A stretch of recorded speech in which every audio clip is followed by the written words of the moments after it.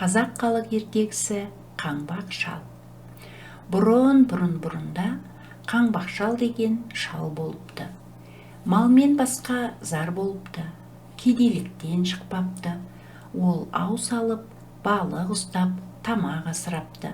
Жел соқса, шал домалап жөнеледі екен. Содан оған Қаңбақ шал деп ат қойылған екен. Күн сайын ауына ілінген екі балығының біреуін бір түлкі әлімжеттік қылып тартып жібереді екен. Түлкінің қорлығына шыдай алмай, шал бір күні екінші жерге көшем деп, дүние мүлкін арқалап жолға шығыпты. Шаршаған соң оны бір жерге көміп кетіпті. Бір жерге елдің сойған малынан көміп кетіпті.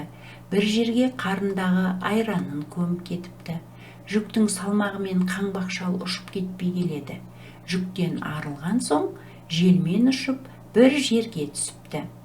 Қараса, бір дәу екі тауды біріне бірі шақпақ қылып ұрып тұр екен. Дәу: "Қайда бара жатқан шалсың?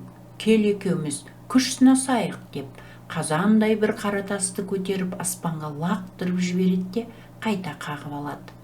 "Ал, шал, сен де осылай қақпақыл етші" дейді. Шал сасып, қайтерін білмей тасты құшақтап аспанға бір, тасқа бір қарап күнімен тұрады. Сонда дәу: не қып тұрсың? Лақтыр" дейді. Шал тұрып: "Аспанға лақтырсам аспан айналып жерге түседі-ау деп, жерге қақпай түсірсем жер ортасынан ойылып түсеме деп қауіп қылып тұрмын" дейді. Сонда дәу келіп шалдың қолынан ұстай алады да: "Ақсақал, лақтырмай-ақ қой, текке қырылармыз" деп жалынады. Дәудің ақылы тайыздығын біліп, шал ерленіп дәуге: "Кел, жердің ішек қарнын шығарайық" дейді. Дәу жүгіріп келіп жерді теуіп қалады. Жер тізеден ойылады, ештеңе шықпайды. Шал өзі бұрын көміп қойған, қан жыны арылмаған ішек қарын жатқан жерге жүгіріп барып, теуіп қалса, ішек қарын шыға келеді. Дәу қорқады. Сосын шал: "Кел, енді жердің миын шығарайық" дейді. Дәу бар пәрменімен келіп жерді теуіп қалады. Жер тағы да тізеден ойылады, ештеңе шықпайды. Шал манағы айранын көміп кеткен жерді жүгіріп барып, теуіп қалса, бұрқ етіп айран шыға келеді. Дәу одан бетер қорқады. Мына шал не деген орасан күшті деп, шалдың айтқанын істей береді. Ақыры шал онан қалай құтыларын білмей: "Енді қайт, ертең бізге қонаққа кел" дейді. Дәу жарайды деп кетіп қалады. Шал үйіне келіп кемпіріне: "Ертең дәу қонаққа келеді" дегенде: "Ойбай, немізді береміз" деп кемпір сасады. Шал тұрып: "Ертең дәу келеді, мен есіктің алдында отырармын. Сонда сен оның көзінше не істеймін шал деп маған қара. Мен не десем, соны істемекші болып, пышақты алып тұра ұмтыл" деп кемпіріне үйретіп қояды. Ертеңіне дәу үшеу болып келіп, досының үйінде отырады. Сол кезде кемпір: "Шал, нен асамын үйдегі қонаққа, түгі жоқ" дейді. Сонда шал тұрып: "Басқы дәудің басын ас, ортаншы дәудің төсін ас, ал жетпесе досым дәудің осын ас, өзін ас" дегенде кемпір пышағын алып тұра ұмтылады.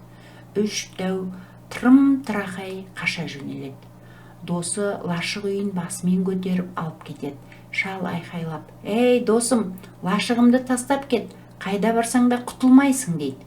Дәу лашықты тастай сала қашып бара жатса, баяғы әлімжеттік қып балығын тартып жей беретін түлкі жолығады. "Тақсыр, қайдан қашып келесің" дейді түлкі. "Бір пәле шалдың қырсығынан құтыла алмай қашып келеміз" дейді дәулер. Түлкі: "Сол Қаңбақ шалдан қорқып жүрсіңдер ме? Менімен жүр, мен өшіңді алып берейін" деп дәуді ертіп, шалды іздеп қайта келе жатса, шал лашықтың жанында тұр екен. Түлкінің ертіп келе жатқанын көріп, шал айғай салады: "Ей, түлкі-ау, арғы атаңда 6 адамның құны бар, бергі атаңда 5 атамның құны бар. Өзіңде бітіспейтін кегім бар. Үш дәуді соның үшін бергелі келе жатырсың ғой. Бәрібір онымен бітпеймін" деп дауыстайды. Сонда дәу қорқып: "Бұл бізді құртайын деп әкеле жатыр" деп, түлкіні құйрығынан алып жерге бір ұрып өлтіріп, алды-артына қарамастан қаша жөнеледі.